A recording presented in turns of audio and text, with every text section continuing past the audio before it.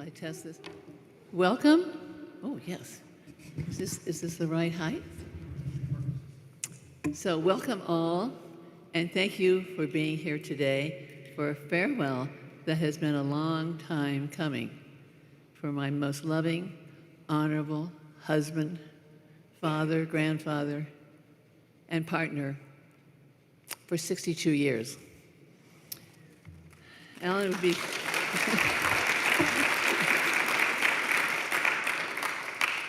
Alan would be so proud to be having his remembrance here at our beloved Constitution Center, and it's only fitting. One of Alan's proudest life moments occurred right here on July 4th, 2003, when we celebrated the official opening of the National Constitution Center. I will let others here this evening tell you that story, with one exception. I lost count of the number of times Alan expressed to me how lucky he felt to have found a cause with such consequential purpose as he was nearing the end of his legal career. So looking back, I remember moving here in 1961. Philadelphia was a, believe it or not, William Penn's little green country town. It was just beginning to wake up to its great heritage. People were starting to move back into the historic old city, moving right along after a few speed bumps. We celebrated 1976. Some of you were here, you might remember 1976. There were a few speed bumps. And then recovered very well in 1987 with the 200th anniversary of the Constitutional Convention. What better way to commemorate that anniversary than building this glorious space? I was thinking of a life well lived and Alan's philanthropic mindset, remembering a request coming in from Williams College class of 1955, all men, I might add, for a 25th reunion gift. Yes, for a 25th union gift. And Alan responded, which really surprised me at the time. He said, I've decided to focus my, he got back to whoever he was supposed to get back to. And he said, I've decided to give my philanthropy to Philadelphia. And then he added, Philadelphia needs it more than Williams College. So before I turn the microphone over to dear Howard Myers, I first want to thank my children, Allison, Story, Edward, and a special few others who have been so instrumental for this final gathering. To my techie girls, Allison and Story, who made this process, dare I say, seemingly easy. Imagine a paperless invitation, spreadsheets, live stream. I kiddingly said, is fishing involved? I don't like to fish. Anyway, and to my dear son, Edward, our family photographer, and more importantly, our family historian. Alan loved to say, if we were trying to recall a vacation date or place or any other important dates on our family timeline, don't make a bet with Edward because you are going to lose. And speaking of spreadsheets, Jamie, thank you for all your help, because really, we are dealing with history here. You had to go back in your archives maybe for some help. And to you, Jeffrey, thank you, and to Jennifer and all the dedicated staff here at the Constitution Center for your generosity and over-the-top attention to detail. It's been really a pleasure and unbelievable. And lastly, to dear Howard Myers, a dear family friend, a special thanks for reaching out, of course, to our alumni and agreeing to have a few memories for us. Thank you so much, Howard. There you are.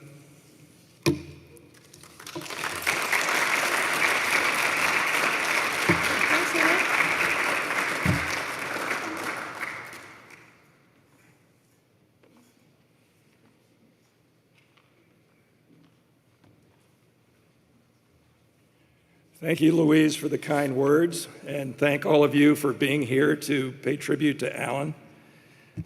Louise asked me to recall some of Alan's involvement with the National Constitution Center, but first I need to put it a little bit in context.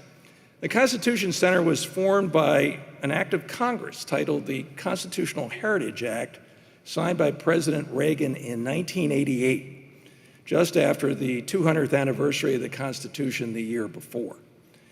Although there would be significant government funds available for its construction, substantial private funding would still be required. The total needed was between $135 and $150 million, and that's back in 1997 money, with about $100 million expected to come from government sources. Although by 1997, the site had been selected and some funding was underway, architects had been engaged, construction had not yet begun. Ground would not be broken until 2000, and the center would not open until 2003. We all know that Alan was very civic-minded and was prominent in the community. He had been chair of Morgan Lewis in 1992 and 1993.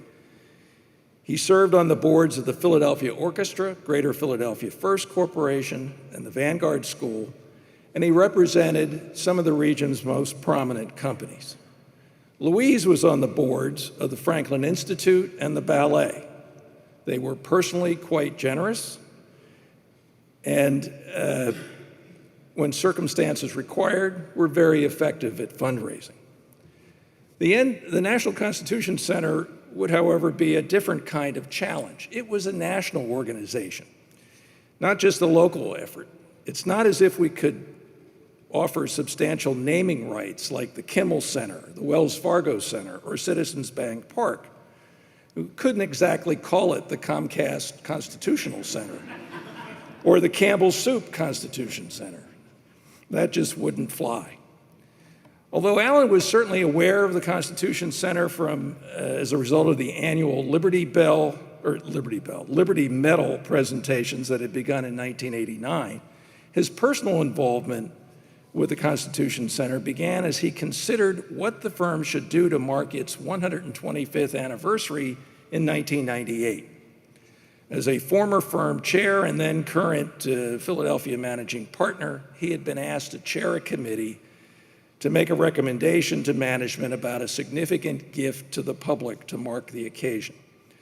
The challenge was to do something that would be appropriate for a firm which at that time was about 1,000 lawyers practicing in 12 offices, 6 of which were overseas. It couldn't be just a Philadelphia thing. As Alan and his committee considered alternatives, there appeared an editorial in the Inquirer suggesting that every lawyer contribute the equivalent of 1 billable hour to the construction of the Constitution Center. Thus, the seed of the Power of the Hour campaign was planted. Whether Alan actually coined that phrase, I can't say, but he certainly embraced the concept and became its champion. Alan's committee that made a proposal that was enthusiastically endorsed by management. Our contribution would be $240,000, representing the power of the hour concept, plus another $125,000 for our 125th anniversary, a total contribution of $365,000, and given the Morgan Lewis tendency to be very conservative financially, payable over 5 years. With that pledge, the firm would be designated the founding legal sponsor of the National Constitution Center. Alan joined the Constitution Center board and ultimately became its vice chair. He went on to successfully promote the Power of the Hour concept to other large firms and corporate law departments across the country. He also promoted the Constitution Center to the business community and with private benefactors, including selling sponsorships for each of the 42 statues that are in Signers Hall. One corporate CEO with whom Alan was particularly close sponsored 2. Alan was such a prolific fundraiser, he once lamented to me that some of his friends had stopped taking his calls because they thought he was just asking them for another contribution, when all he wanted to do was arrange lunch or a tennis or golf game. Notwithstanding the challenges, Alan devoted enormous effort to the cause and was remarkably successful in helping to raise tens of millions of dollars for the Constitution Center's construction and endowment. True to form, Alan was very generous with sharing credit for his fundraising success. In a September 2000 interview in Metropolitan Corporate Council magazine highlighting his role at the Constitution Center, he insisted on naming in the article every other firm, at the time 16 in total, that had joined in the Power the Hour campaign by that time. Alan viewed his role at the Constitution Center as the highlight of his civic involvement, so much so that his portrait at the firm, we have portraits of all former chairs, features the National Constitution Center as its backdrop. There is no question that the Constitution Center would have been built without Alan's involvement. But I strongly doubt whether Morgan Lewis or the legal profession generally would have played such a significant role in the Constitution Center's early years were it not for the leadership and generosity of Alan Reed. Thank you.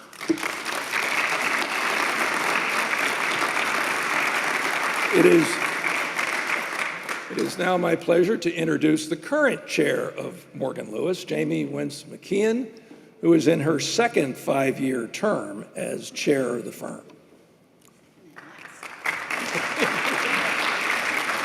Second and last 5-year term. It's really wonderful to see everybody here. Thank you all for coming out to honor such a great person. I feel privileged to be here with all of you to celebrate Alan, who left us 2 years ago, almost to the day. At the time, our sadness at his passing was really compounded by the fact that we couldn't all be together. But in some ways, it makes it the more sweet that we now can spend time with Alan's beloved family and with each other with a little distance of time and reflect on the many great contributions that Alan made. I had the good fortune of knowing Alan during my entire career at Morgan Lewis. I often say I've had the strangest career of most lawyers. I've had 2 jobs in my whole life, lifeguard and lawyer at Morgan Lewis. And when I joined Morgan Lewis in 1981, Alan had already been there for 20 years. But notwithstanding the difference in our ages and our practices and our backgrounds, Alan very quickly became a mentor and a role model for me, as he was for so many people, including many I see in this room today, who, like me, were much younger way back then when we all got started. Alan provided a lot of advice and guidance over the years, and he exemplified our values at Morgan Lewis and the culture of Morgan Lewis. He was always one of the first to congratulate or console anyone at the firm, whether lawyer or professional staff. His notes touched the hearts of so many people. Whenever anybody had a challenge or something to celebrate, Alan was there with his neat handwriting, sending them a wonderful note. Between 2013, when I was first elected chair at the firm, and 2020, Alan sent me dozens of messages over time. Sometimes it was to congratulate me on something Morgan Lewis had done. Sometimes it was just an atta-girl because he'd gotten some communication from the firm and he wanted to let me know I was doing a great job. Sometimes he actually raised substantive questions. Alan was really focused on what was going on in the world. He really cared about what was happening in the world. It was very interesting because people would make assumptions about Alan based on his background that I knew really proved to be false. Alan was very focused on those who are underrepresented, the rights of those who didn't have voices and champions. And in those notes, he would often share his views with me, but every single note reflected his love for the firm, his pride in the firm, and his support for me, and it meant a great deal to me. His personal way of interacting with people, his personal style of leadership was something that I had a chance to view very closely over our years at the firm, and I admired it then, and I've tried to emulate it since. Alan knew everybody and everybody knew Alan, and Alan was in many ways a very accessible guy. All of us at Morgan Lewis also owe him a debt of gratitude for the solid foundation he built for the firm's success. From the time he joined Morgan Lewis in 1961 until his retirement, as you've heard Howard Myers say, our firm grew considerably. He was a driving force as a leader of our firm. He guided the firm by serving in a number of roles, key management and compensation committee roles. He was a longtime leader of the government relations section, a section that doesn't exist anymore, but grew into becoming our energy practice. He represented some of the prominent and preeminent energy firms in the area, and we still represent them to this day, thanks to the foundation that Alan laid. His deep wisdom and historical knowledge of the firm made him an important part of every discussion. He had great respect, and he was a voice to be listened to. When our firm adopted new governance and compensation procedures that included picking a chair for 5 years, which we first did back in the late 90s, Alan's suggestions were instrumental in streamlining the process, allowing us to move quickly through the governance process and focus on the other things that were really important in the growth of our firm. In his 40 years, we grew from 72 lawyers to more than 1,000. And as Howard said before, at the time when Alan was focused on some of these issues, we had 12 offices around the world. We now have 30. And Alan and the others, his peers, many of whom are also in the room, are responsible for the foundation that led us to that great growth. What I admired most about Alan is he embodied the servant leadership model that we've always had at Morgan Lewis and that I admire. He never sought out titles or accolades, but he also never said no whenever the firm asked him or called on him to do anything, no matter how unappealing the job or the position was.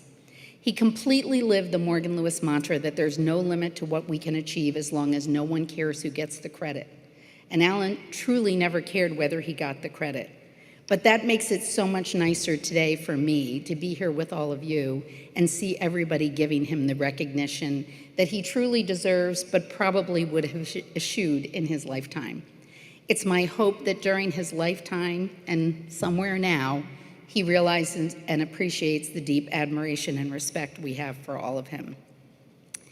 He joined the firm as an associate in 1961 following his graduation from Harvard Law School, and before that, Williams, if you've heard, eclipsed by the National Constitution Center in Philadelphia. He served for 3 years as an officer in the U.S. Navy, which is during that time that he met and married the love of his life, Louise. He became a partner in 1969, and as Howard Myers detailed, his contributions were not only great to our firm, but also to our community. And as I look around the room, I know this is a group of people I don't have to say that to, because so many of you saw firsthand the generosity, not just treasure, but also time and effort of Alan and Louise through all the things that they did. They made a big impact in our region, and they also set an example for people like me, and my own commitment and contributions to our community have their roots in large part in the example that they set. His Power of an Hour campaign, I don't know, Howard, whether he coined the phrase, but as far as I'm concerned, he did. It's Alan's phrase. His Power of an Hour campaign really made a difference and led to this magnificent place that we are now. And heaven only knows Alan would be the first to agree that we've never needed more than we do now. The commitments that are reflected in the National Constitution Center. It is truly a treasure and something that is important to our time.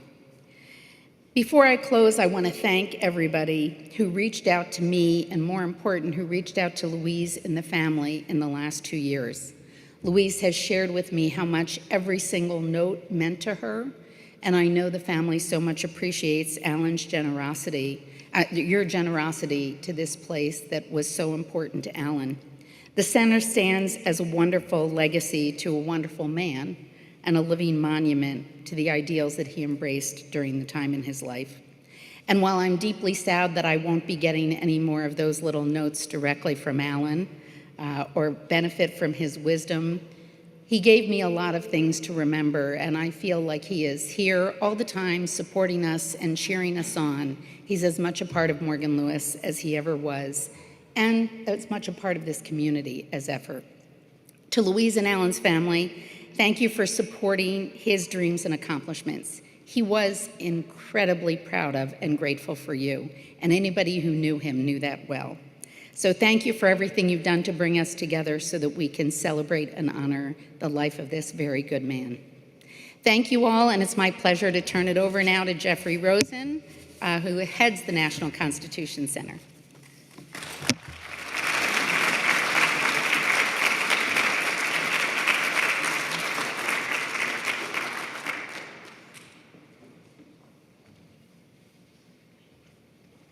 Thank you so much, Jamie. And it is such an honor, friends, for me, on behalf of the National Constitution Center, to express gratitude for the blessed life of Alan Reed, without whom this majestic institution would not exist. I'm speaking on behalf of my colleagues who are here to pay tribute to Alan, Joe Torsella, our founding president, who, with Alan, built this great institution, and Vince Stengel, our executive vice president, who built it with Alan and continues every day to move it forward with me. It's really meaningful that this is one of the first events that we could hold at the center since we've opened up again in the wake of the pandemic. One of the very first meetings I had when I started at the NCC was with Alan, when I went out to see him at his wonderful country club, and he talked about the two passions that Allison recalled that he had whenever he talked about the NCC. The Miracle at Philadelphia, which was one of his favorite books, and the values of consensus and compromise that he was determined for this great institution to embody. And then one of my last memories before we shut down for COVID was his visit to see the Civil War exhibit. And you were with him, Ali, and just the beaming smile on his face, the excitement that he saw as we told that crucially important story of Reconstruction was unforgettable. Friends, Vince and I, and Christine Donnelly, who's here, just returned yesterday from Miami, where we held the National Constitution Center's first Constitutional Ideas Festival. And the goal was to bring together some of America's greatest thinkers on the right and on the left for 2 days of civil dialogue and debate about the most contentious issues in American life. And I know that Alan would have been proud to see how thoughtful, respectful, and engaged the discussion was between figures like George Will and Ali Velshi and scholars of very different perspectives, all disagreeing thoughtfully and often agreeing surprisingly, always rooting their arguments not in political arguments, but in constitutional arguments. And I have to share, it was an experiment, because we'd never tried to bring together a group like this. But all of us who were lucky enough to be there felt like we'd experienced something remarkable, a kind of republic of reason in these polarized times that proves that it's possible, when people of different perspectives come with a commitment for civil dialogue, for compromise and consensus, great light emerges. And that model is, I hope, a fulfillment of Alan's vision for this great center, which was founded as a majestic place here on Independence Mall in the most sacred constitutional land in America, but always was mindful of our congressional charter to be America's National Constitution Center, a national platform for debate and education about the Constitution for people across America and around the world. The power of an hour is an unforgettable phrase. It reminds us how much we can achieve in an hour if we devote our faculties to cultivating our reason and to devoting ourselves to a mission like this one, which Alan believes so strongly in. It's significant that in the early days, Alan struggled to convince people across Philadelphia to engage with the power of an hour, but I can feel him smiling down on us as he's smiling behind me, wearing his National Constitution Center pin, on the fact that finally we have achieved the national reach that he hoped for through the power of marvelous new technologies, the internet and podcasts and broadcast, and video, which have engaged people around the country who are now giving $5 or $10 or small amounts because of their devotion to the mission. I'll share, because it's so relevant to Alan's vision of the Power for an Hour, the fact that we recently ran a podcasting campaign where I asked listeners from across the country to give $5 or $10 to support our podcast and programs. And in just a few months, we met our goal, $234,000. He would have loved the specificity of the figure, which was a lot like the original Morgan Lewis generous grant. It was matched by the Templeton Foundation. And every week on the podcast, I would say, friends, we've reached 45 states, but we're missing North Dakota and Wyoming and Maine, and we need your contribution. And the next week, we'd get that contribution. Wyoming was the last holdout, but after an urgent appeal, we got 2 Wyoming donations, hitting our goal of all 50 states as well as 6 countries. And I must share with you, too, the fervor of the emails and notes that accompanied these $5 and $10 donations, which were essentially along the lines of, thank you for being an enclave of civil debate and dialogue. It is meaningful to me in my life, listeners say, every week, to be able to hear the best arguments on both sides of these contentious issues and make up my own mind, free from ideology and politics, with a commitment to open-minded learning.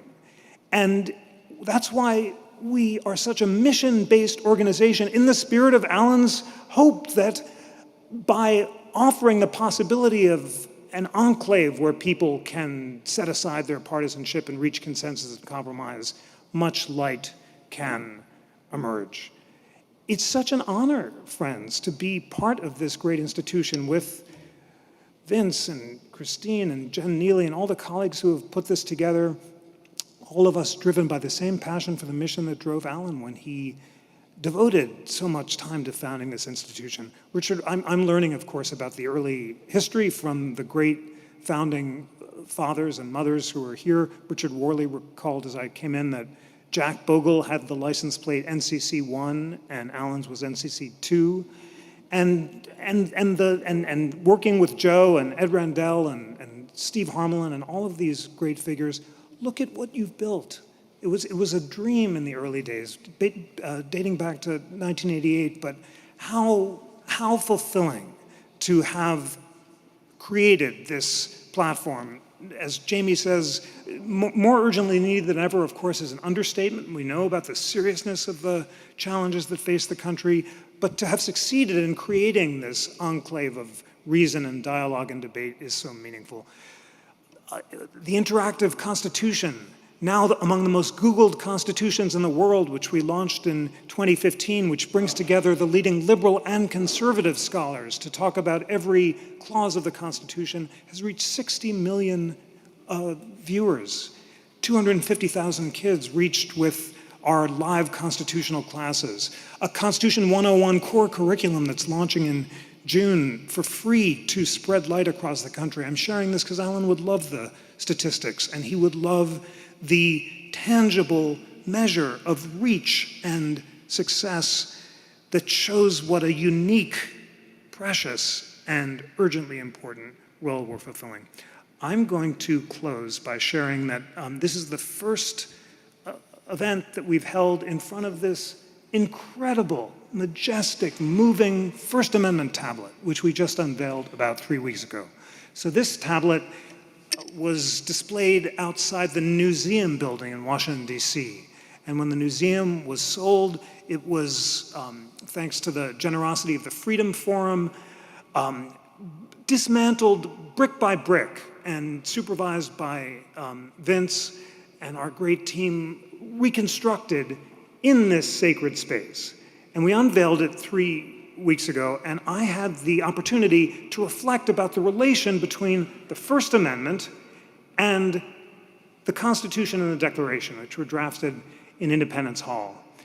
And I was moved to read Jefferson's original draft of his bill for establishing religious freedom, which he wrote in 1777, and was so struck that the 4 reasons that the Supreme Court has given for protecting free speech throughout American history all appear in Jefferson's draft. and then were synthesized and channeled by Louis Brandeis in his beautiful opinion in Whitney versus California in 1927. Brandeis had read Jefferson in the summer of 1926 before he wrote Whitney, and he, in this glorious opinion, is describing these 4 reasons for protecting free speech. First, freedom of conscience is an unalienable right. Second, free speech is necessary for democratic accountability. Third, free speech is necessary for the discovery and spread of political truth. And fourth, free speech is necessary for encouraging citizens to engage in their duty of public deliberation. And now I'm going to end by reciting Brandeis's paragraph, which I can now do from memory as a party trick. But when I did it just 3 weeks ago, I was moved on the spur of the moment, thinking, what an extraordinary experience to be standing here with the most significant constitutional view in America. And as I recited the words, I looked at Independence Hall and imagined the light that emerged from that space when Jefferson wrote the Declaration and Madison and the framers wrote the Constitution. And imagine those beams of light radiating forth into this sacred space with the words of the First Amendment behind me, all creating a beautiful beam of light which unites the First Amendment, the Declaration, and the Constitution. So here are the words. I'm going to do it again because I find it very charged just to look at Independence Hall, and you can't do any better than look at Independence Hall too, because it's just a unique experience. So I'm going to recite Brandeis and look at Independence Hall, and I invite you to as well. And because the words that I'm about to recite embody the faith in reason, the values of consensus and compromise, and the love of the Constitution, and most of all, Allie, the miracle at Philadelphia that made it all happen there and radiate out to here. So this is Brandeis and Whitney channeling Jefferson. Those who won our revolution believed that the final end of the state was to make men free to develop their faculties, and that in its government, the deliberative forces should prevail over the arbitrary. They valued liberty both as an end and as a means. They believed liberty to be the secret of happiness and courage to be the secret of liberty. They believed that freedom to think as you will and to speak as you think are means indispensable to the discovery and spread of political truth. That without free speech and assembly, discussion would be futile. That with them, discussion affords ordinarily adequate protection against the dissemination of noxious doctrine, that the greatest threat to freedom is an inert people, that public discussion is a political duty, and that this should be a fundamental principle of the American government. It's just glorious, and how beautiful it is, friends, and dear Louise and Allison and Alan's entire family, that from time immemorial, citizens will be able to stand in this sacred space behind those words, gazing at that room, and think about those values of consensus and compromise, and above all, reason, that Alan's blessed life did so much to preserve, protect, and defend. Thank you so much.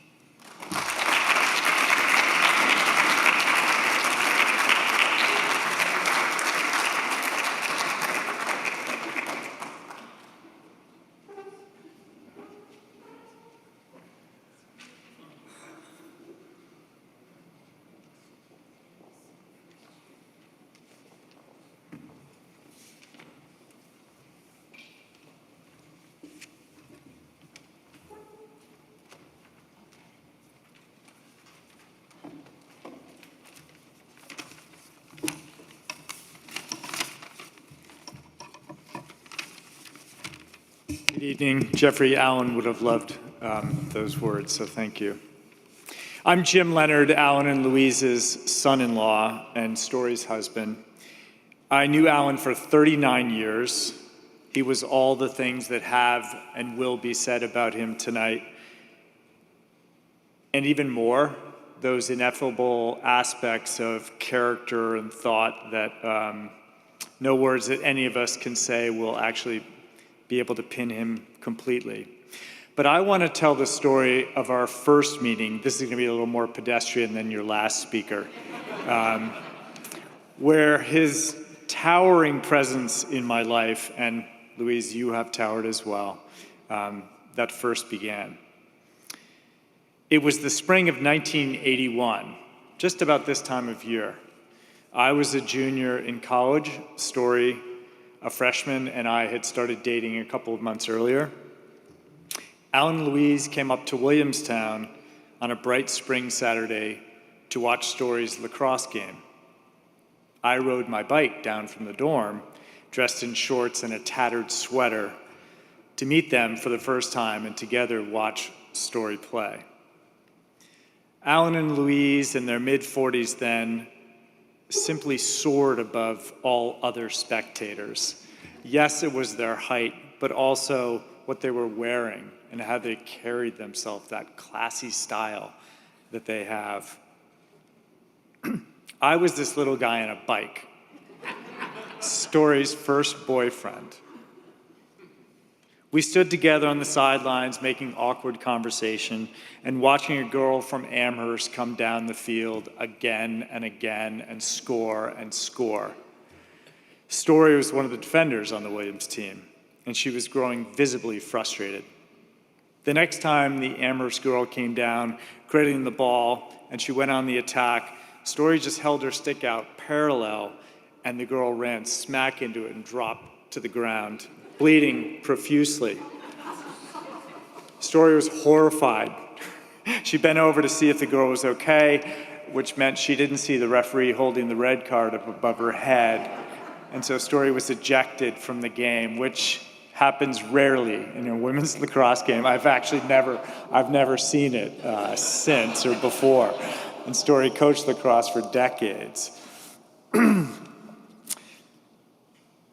Side note, the girl from Amherst is okay. I mean, she had a broken nose. We met her a few years ago, no grudges. Amherst won the game. She looks beautiful. It's all good. But back to the sidelines. Well, said Alan, referring to Story's check, I guess you can't do that. Oh, be quiet, Alan, Louise shot back. Now, how many of you have heard Louise say, oh, be quiet, Alan, over the years? Come on, don't be shy. How many times have we heard that? But Alan's matter-of-factness, clear to me in that first meeting, and really the through line of our relationship across 39 years, has kept him a towering presence in my life, even now. From Alan, no BS, high expectations, unwavering support and generosity, straight talk.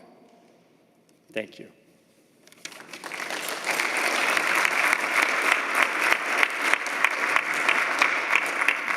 Thank you, Jim. I'm Allison, and as fate would have it, for the calendar, at least for today, I get to honor my father exactly a certain number of years ago to the day that we were first introduced. That exact number of years can remain a mystery for now. I can assure you there's no other way I would want to be spending today. It's been a long time coming, as my mother and Jamie have referenced. I do want to go off script for a second because Jeffrey reminded me of our last time here with my father, and it meant so much. And of course, Jeffrey offered to show Dad the Civil War exhibit himself and give us the tour. And, oh, Dad was like, oh, Jeffrey, you don't have to do that. I'm so, no. So Jeffrey insisted, was very gracious. Now, I am a devout follower of the We the People podcast, so I listen all the time. So I know Jeffrey's voice very well. Now, these issues on We the People that they discuss are so complex that I am regularly doing the back 15 seconds on the podcast, so I can really re-listen.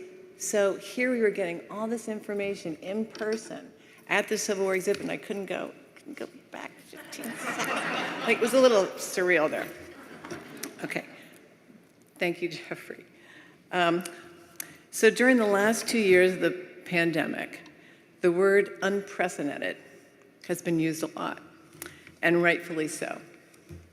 It was certainly unprecedented, as well as deeply troubling, to not know when we would be able to gather to say goodbye to someone who always put their family first, as my father did. As it turns out, there was actually a remarkable consequence that resulted for our family having to endure that weight. We started receiving some of the most poignant, thoughtful, detailed anecdotes and exchanges that many of you contributed. There was just detailed notes of experiences with my father, how he mentored them, and we have a file about this fat full of those. And I just felt this is not the normal condolence note. In fact, we did have plenty of time to read through them. And I have to say that I was able to then see my father in a whole another light, in addition to how I already knew him, and I would call that an unprecedented gift. So thanks to any of you that are here now that contributed to that file. In addition to the many attributes and characteristics describing my father, mentioned here and in those notes, I have to add the adjective dignified. I mean, here he is. He's still, to this day, one of the most dignified people I've ever known. Once during one of our many father-daughter lunches that we tried to have whenever I came to Pennsylvania or he and my mother came up to Martha's Vineyard, I asked Dad, so Dad, here you've had this wonderful career at Morgan, Lewis & Bockius. You were chairman. I said, have you ever thought about what your dream job would be if it hadn't been that? And without hesitation, he said, yes, a baseball announcer. Oh, of course. So I guess I shouldn't have been that surprised to hear that, since he is the ultimate sports fan and was a lifetime lover of baseball, which he shared with his brother and my mother. But then he actually revised his dream job answer. He said, actually, in looking back at my life, he said, I think I would have very much enjoyed being commissioner of Major League Baseball. I said, Dad, I can see that. Okay, hold on.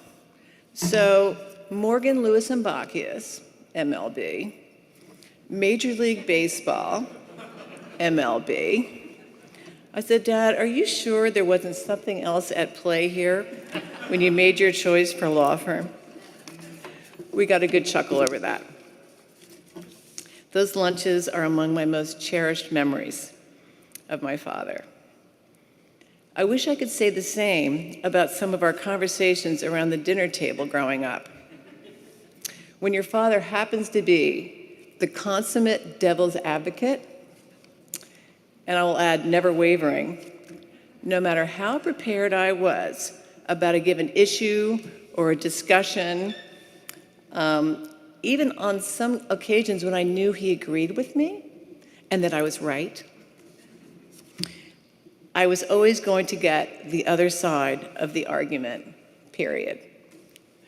At that time, I don't recall being especially gracious in accepting that valuable lesson in diversity of viewpoints. But that lesson, like so many lessons that my father taught us and his grandchildren, was by example. So I think I can cherish those lively dinner table memories as well. Thank you.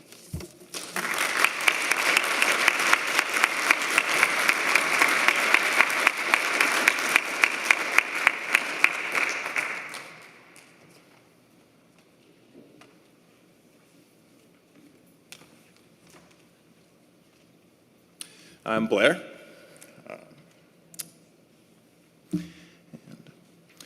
So when I'm remembering someone that I haven't seen in a while, or someone like my grandfather who's no longer with us, I tend to zero in on one or two defining attributes. They were so kind, or they were so funny, they were so hardworking, or in some cases less endearing traits.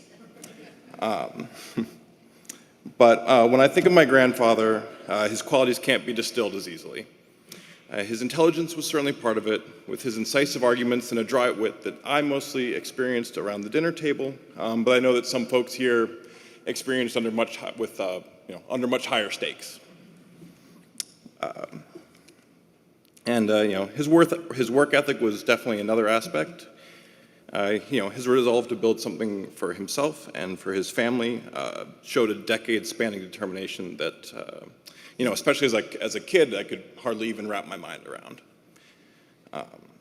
And with all of his acumen and accomplishment, it would have been easy to feel, diminished next to him, but that was never my experience. He was always interested in us grandkids, in what we were doing and what our plans were. His love and that he always cared was obvious. So when I think of Alan Reed, I think of a man with an irreducible presence, one of warmth, intelligence, wisdom, and a deep caring. He had a quick wit, a deep character, and he's a grandfather who will be deeply missed. Thank you.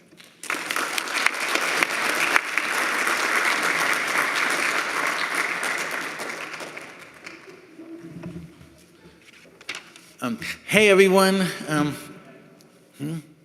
Okay, hey everyone. Wow, all those speeches were great so far. Let's give them a hand again. Wonderful speeches. I'm Edward.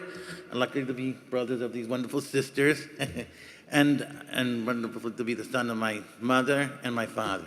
And you're all right. He was a great guy. It is great to see everyone here. And wow, Dad would be impressed. He really would. A memory that I have of my father, when I was 9, he asked me to go to the Eagles game. And probably because maybe Mom didn't want to go because of the bad weather or whatever. I wasn't really excited, but I went with them anyway. And so we went down. I went a few times with them. So that happened a few times. And sometimes we would go all the way there. We would go down, we would park in Center City somewhere and maybe take a train down, or he would go all the way down. It depended on what he wanted to do. But when I got to the game, I was really impressed by his enthusiasm for the Eagles. It was, he was really there for the Eagles. He was rooting for the Eagles. He thought the Eagles were great, and other Philadelphia teams too. And that enthusiasm was a part of his life. Was a part of his life. A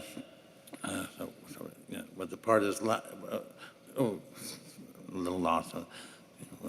Part of his life, and was a part of his life, and in other parts of his life, like when he met Mom, he really, from the story you hear, he thought she was a great person, and he was with her for 62 years. So how's that for enthusiasm?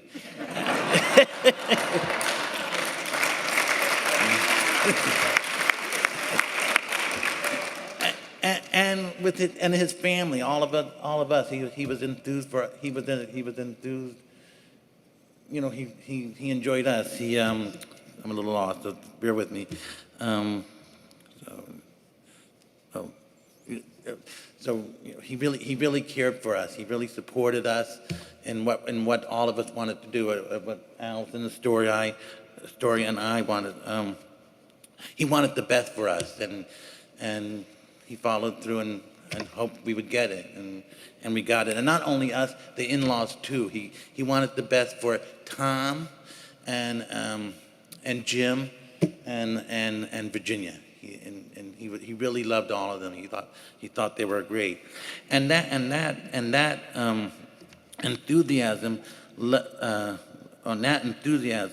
helped him and others build this Constitution Center. So let's give that a clap.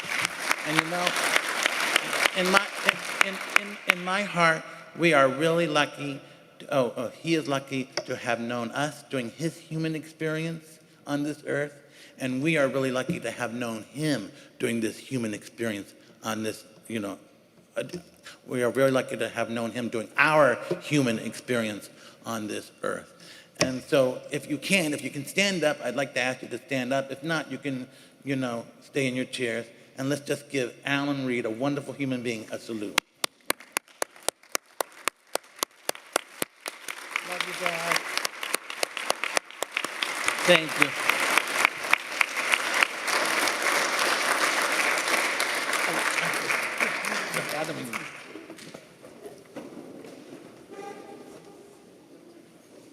Okay.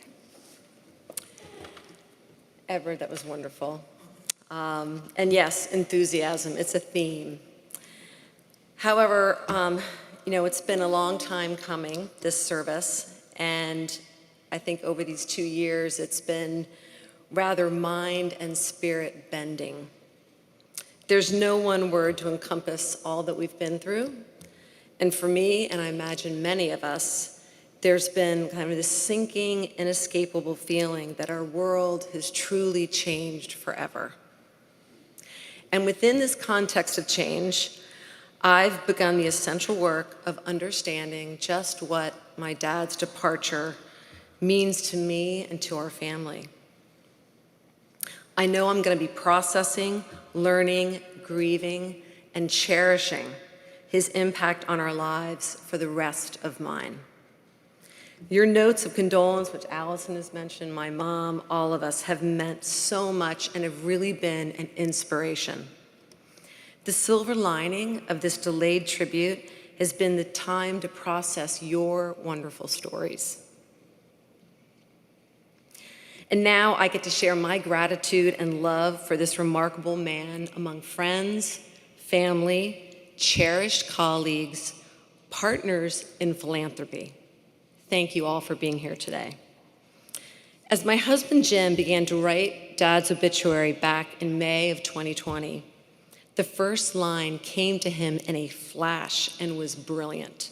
Quote, "Impact in the world is measured by force over time. Alan L. Reed was a man who generated lasting impact beyond his 86 years. His impact on my life over 60 years has been immense. Force equals kinetic energy, and my dad's was intense. My early memories of him are rooted in a fearsome respect, a strong desire to meet his high expectations, and deep-seated fear of falling short.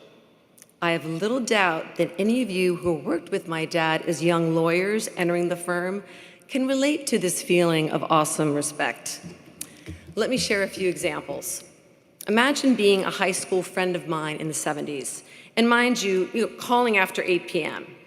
No cell phones, no texting, no messaging. All the outside contact had to come through the kitchen phone, and the cord was not long enough. My friends were terrified of calling our house for fear of my dad picking up the phone and telling them curtly and succinctly, "It's too late to be calling. Click." And that's when you could really hang up a phone. It was very satisfying. It has remained my excuse to this day why I never dated in high school. Now, I don't know what a professional review with my dad was like, but when looking over my report cards, he would acknowledge my hard work and mostly good results. But if there was a B+, he'd ask, "Well, why didn't you get an A?" Now, looking back now, it's clear he was not concerned with the grade, but rather how the grade represented my commitment and effort. This continued into college. When I would phone home from the dorm hallway on Sunday evenings, maybe twice a month, yeah, we were really on our own back then. Typically, the call began with my dad rolling out his standard questions. So, how are your grades? Do you like your classes? How's your team doing? Have you decked anybody this week? No, he didn't say that. And after my update, he'd say, "Well, now I'll turn it over to your mother." To my dad, the grades and the games, they were a measure of my engagement. How was I striving? The high bar he set was always scaffolded with an unequivocal fair treatment and unwavering support. He always believed in me. Dad and Mom both inspired my own striving and achieving. Dad was an imposing figure as we were growing up, but he also cared deeply, and most importantly, he helped me invest in my own striving. I'm not only grateful for the high bar he set, but most importantly for the clear sense of purpose and positive impact in that striving that he instilled. Watching his own career soar, then to see him flourish as a philanthropist, then to witness his greatest achievement, evolving as a loving husband and partner, that has taught me the most and brought so much joy to our family and set yet another high bar that we all must strive to reach. I experienced plenty of conflict growing up, as my parents also grew up together. And then to witness my dad's own focused ambition turn towards my mother, to his colleagues, whom he mentored and helped advance, and then to his beloved Philadelphia and National Constitution Center is truly inspirational. One colleague wrote, "Alan was so deeply committed to the success of others. He helped me be the best I could be." I read these sentiments in so many of your lovely notes. That this imposing, brilliant, hardworking leader, father, husband, mentor, philanthropist, and let us not forget, sports fan, could pause from his own determined ambition to shine the light on others was awesome. And from this generous and supportive impulse, we got the toaster. Every visit to the yacht club at Lob Lolly or Eggertown, at graduations, anniversaries, birthdays, and holidays, you could always count on my dad for an elegant toast. He took great joy in shining the spotlight on others because his own cup of gratitude was overflowing. Understanding his evolution from imposing force of nature to gracious advocate, I will have to continue experiencing my own. And as I do, I will remain in awe of my father's sense of allegiance, the grounding force throughout his life. He was loyal and steadfast to his firm. That's the only place he ever worked. To his city, his family, and then, of course, his beloved Eagles and Phillies, which have just not gotten enough play in this service today. One of the things I miss the most are the "God damn it's" coming loud and clear from wherever he was watching the Eagles fumble. It is his devotion that has always assured me, despite the urgency of those high expectations, that he loved me no matter what, even when my fumbles inspired a "God damn it" or two. The example of his character is indelible. The guy who walked out of central casting, as my mom loves to say, in his naval whites, down the hallway of her apartment at 1234 Jones Street to pick her up for a blind date after being rejected 2 other times. He made the best decision of his long and very impactful life to ask her a 3rd time. And you know the rest. His perseverance, which evolved into unwavering devotion to our mother, was always the steadying force for good in his life. And his toasting will forever be a symbol of his gratitude for others, his ability to love and acknowledge the importance of those around him, even when we fell short sometimes, even as he encouraged us to be the best versions of ourselves.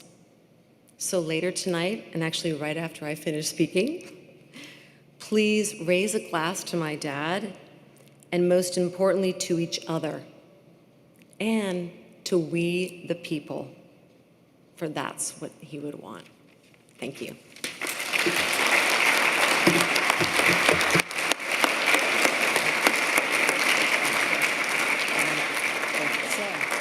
Yeah. Yes. Oh, so please let's go get a glass for toasting at the reception that will be held right over there. Thanks.